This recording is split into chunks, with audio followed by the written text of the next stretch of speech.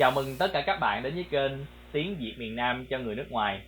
In this video, I will show you how to pronounce NH as the final consonant.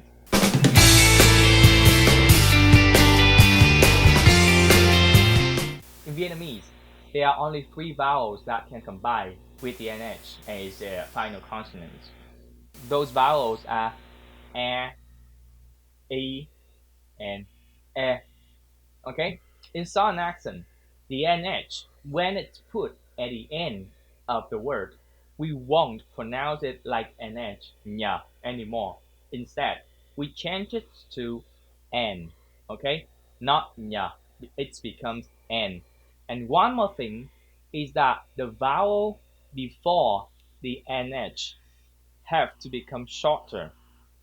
That's the two things. Let's take a look at the example. So now let's go over from A, E, and A one by one, okay? For the A, now let's see the difference between the short A and normal A. Listen and repeat after me. Chanh, chan, bánh, bán,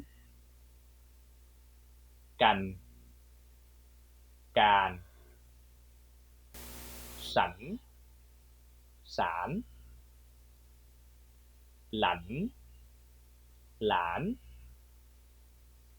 hạnh, hạn. Okay, the next vowels. E. Okay, again, make it shorter. Now listen and repeat after me. N,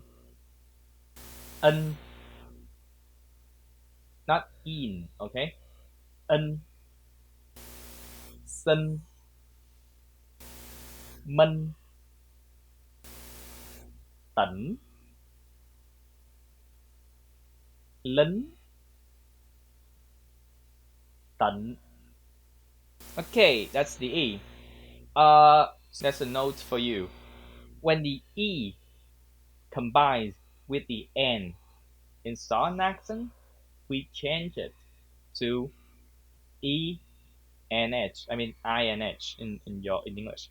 Okay, so that means these two pronounce the same. N. Now let's listen and practice one more time. Sinh, mình, tỉnh, lính, tịnh. Okay, the final vowels is E. Okay, if you have watched the videos about E and E previously, I have mentioned that when A combines with N, R, and H, we change it to not E anymore. Instead of pronouncing N, we change it to N. One more thing, a lot of things already, but I have to say anyway. In this case, you don't shorten it. So it's not a short just make it normal. Okay? Now listen and repeat. Bệnh, kênh, lên đên, trên lệch, mênh mông, bệnh viện.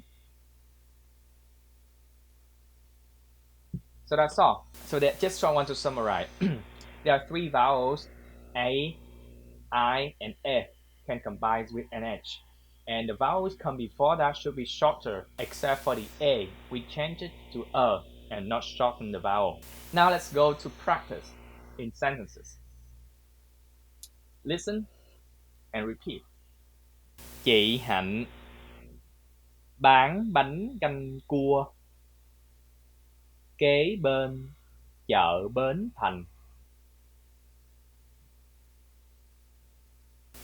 Trinh rất xinh xắn nhưng tính tình không bình thường. Nếu Minh bị bệnh thì không nên ăn sinh tố. Tỉnh Bình Dương nằm kế bên thành phố Hồ Chí Minh. Okay, good. Keep practice. Actually, at the moment, we have created a pronunciation course and it's work best for a complete beginner. There have lessons with great video instruction. If you are interested in this course, just take a look at our website, okay, svff.info. If you have any question, just comment below. And if you have any suggestion for our future videos, also comment below, okay? Finally, cảm ơn, tạm biệt và hẹn gặp lại. To see more videos in the future, you can click on the subscribe button and turn on the notification so you won't miss any lesson coming up in the future.